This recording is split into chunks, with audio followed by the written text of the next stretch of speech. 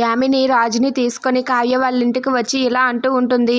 మా బావ నేను కలిసి వచ్చాము. మా బావకి నాకు త్వరలోనే పెళ్లి జరగబోతుంది. మా బావ నేను కలిసి మొదటి పత్రిక మా బావ ఫ్రెండ్ అయిన కళావతి గారికి ఇవ్వాలని ఇక్కడికి వచ్చాము అని చెప్పి అంటుంది. అది వినగానే అక్కడ ఉన్న ఫ్యామిలీ మెంబర్స్ అందరూ కూడా ఒక్కసారిగా షాక్ అయి అలా చూస్తూ ఉంటారు.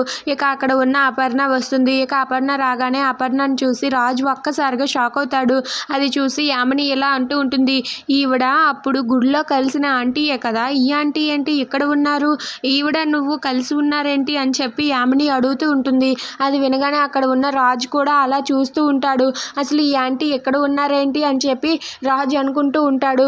ఇంతలో అక్కడ ఉన్న రుద్రాణి ఇలా అంటూ ఉంటుంది. ఎందుకంటే ఈవిడ ఆవిడ ఇద్దరూ కలిపి అత్తాకోడళ్ళు కదా, వాళ్ళు ఇద్దరు అత్తాకోడళ్ళు కాబట్టే ఒకే ఇంట్లో ఉన్నారు అని చెప్పి రుద్రాణి అంటుంది. అది వినగానే రాజు ఒక్కసారిగా షాక్ అయిపోతాడు.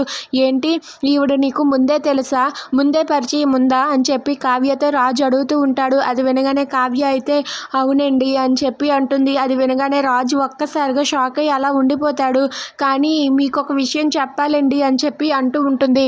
ఆ మాటకి రాజు అయితే ఇక చాలు, నువ్వేం మాట్లాడకు, నువ్వు మాట్లాడడానికే వీల్లేదు, అసలు ఇలా చేస్తావని అస్సలు అనుకోలేదు, నీ మీద ఉన్న నమ్మకాన్ని పోగొట్టుకున్నావు, ఇక్కడ నేను ఉండవలసిన అవసరం లేదు అని చెప్పి రాజు అయితే అక్కడి నుండి వెళ్ళిపోతూ ఉంటాడు. అది చూసి కావ్య అయితే ఏమండి ఒక్కసారి నేను చెప్పేది వినండి ప్లీజ్ అండి అని చెప్పి కావ్య బ్రతిమలాడుతూ ఉంటుంది. అయినా సరే రాజు కావ్య మాటలు పట్టించుకోకుండా అక్కడి నుండి వెళ్ళిపోతాడు.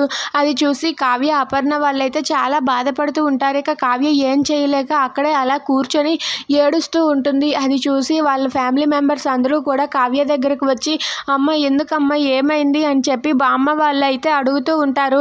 ఇక కావ్య అయితే రాజు అలా వెళ్ళిపోవడంతో చాలా బాధపడుతూ అక్కడే అలా కూర్చొని ఏడుస్తూ ఉంటుంది.